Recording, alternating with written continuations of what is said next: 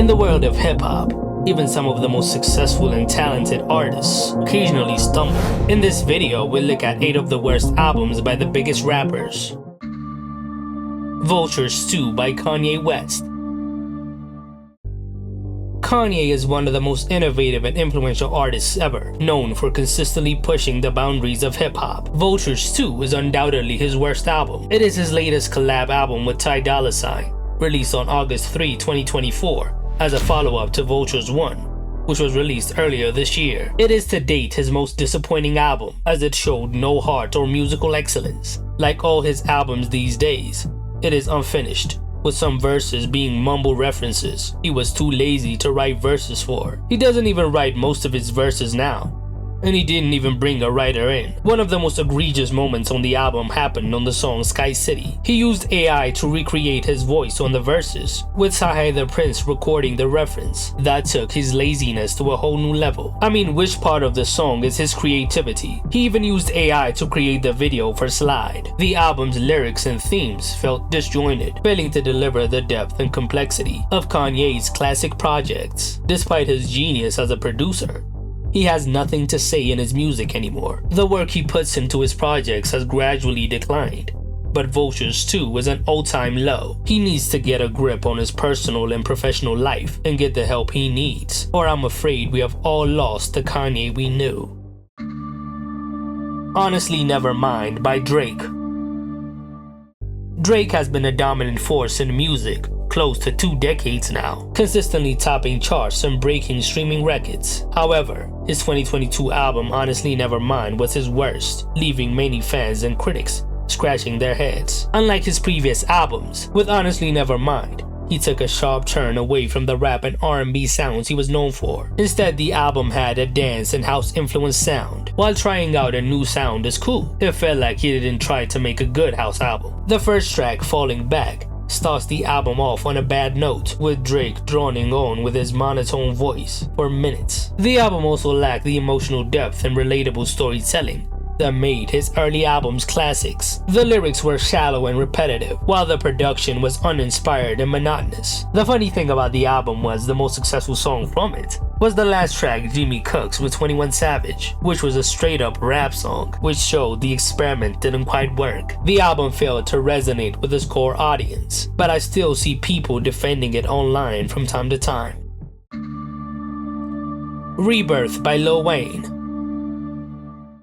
Lil Wayne is one of the most legendary rappers ever, known for his prolific output and unparalleled lyricism. However, his 2010 album Rebirth was a drastic departure from his usual style, and it didn't go over well with his core fanbase. It was his attempt to branch out into rock music, blending elements of rap with heavy guitar riffs and rock-inspired production. While I like the idea of taking risks with music, the execution was not up to par. The album had no focus, with many tracks feeling like half-baked ideas rather than fully realized songs. Wayne's auto-tune vocals were really bad and mixed weird, which was crazy for the biggest rapper at the time. Unpopular opinion, MGK's rock albums are way better than Wayne's. If you don't believe me, just listen to the song Prom Queen. The lyrics were also bad, as they were simplistic and lacked the wit and wordplay that fans had come to expect from a Wayne album. Ultimately, Rebirth was a commercial and critical failure, and it remains one of the weirdest albums in Lil Wayne's discography.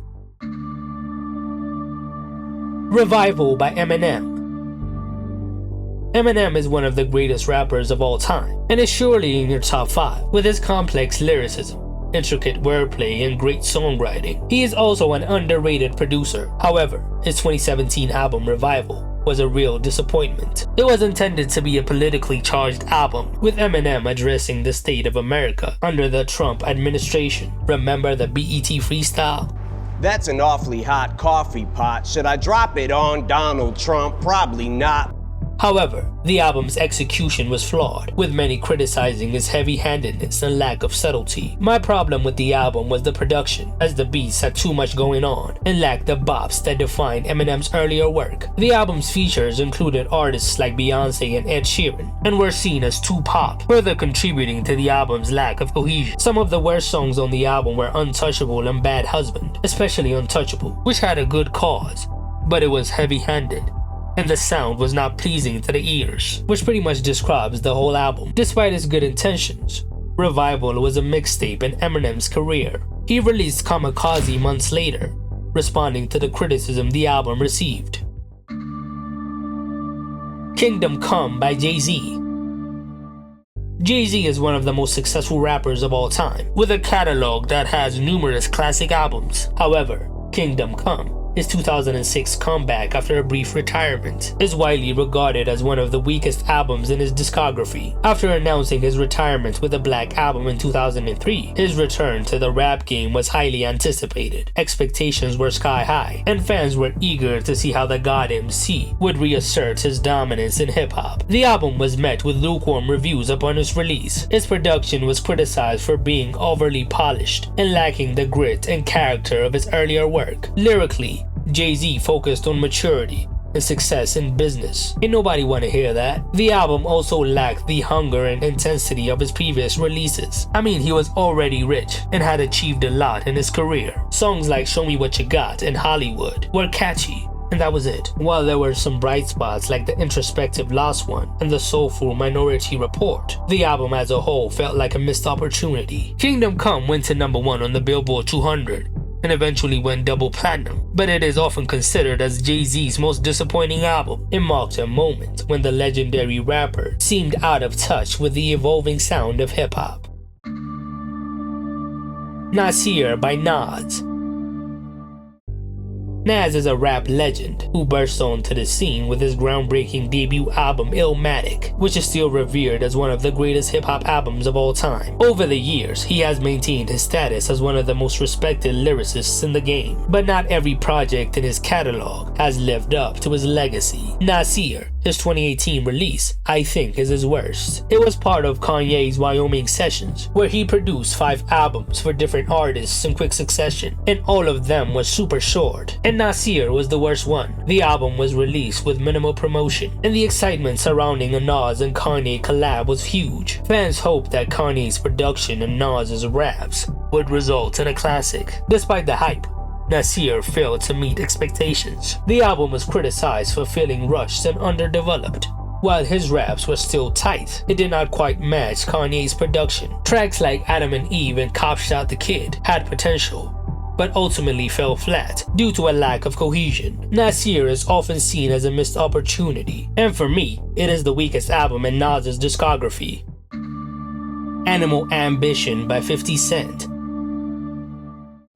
50 Cent burst onto the scene in the early 2000s with a string of hit albums and singles that made him one of the most successful rappers of his generation. However, by the time Animal Ambition was released in 2014, his star had begun to fade, and the album did little to reignite his career. After a series of successful albums and business ventures, 50 Cent had become a household name. However, his previous album, Before I Self-Destruct, had failed to live up to expectations, and Animal Ambition was seen as the potential comeback. But the album failed to make a significant impact on the charts. The production felt dated and uninspired, and many of the songs lacked the energy and aggression that had characterized 50's earlier work. The album's lack of promotional support and the challenging landscape of hip-hop at the time contributed to the underwhelming performance. The album marked a new low point in 50's career and solidified the perception that his best days were behind him. While he remains a successful entrepreneur and cultural figure, you wouldn't be excited to listen to a new 50 Cent album, and Animal Ambition is one of the reasons why. Bad Vibes Forever by XXXTentacion. Bad Vibes Forever was released posthumously after XXXTentacion's tragic death in 2018. It is his 4th and final album. It was supposed to be the name of his debut album, but that never panned out. While the album was meant to be a tribute to his legacy, it ended up becoming one of the most hated projects by the critics. The album lacked a cohesive structure, jumping between genres and themes without any clear direction, and it feels more like a collection of unfinished ideas. Given that it was assembled after his death, it is understandable that the album lacked focus. However, This lack of direction makes it difficult for listeners to connect with the project as a whole. It had a 25-song track list. I know I listened to it, but I could barely remember one song, with many of the songs feeling incomplete and poorly mixed. The album debuted on number 5 on the Billboard 200, but was met with largely negative reviews. It did not do justice to XXXTentacion's legacy, and was a disappointing end to his discography. It didn't leave a lasting impact, as I'm sure you don't even remember it, even if you are an X fan. Posthumous releases are a weird thing in hip-hop, as they are rarely meant to celebrate the artist's legacy, but to squeeze out every unreleased track and make some money off their name while they're still relevant.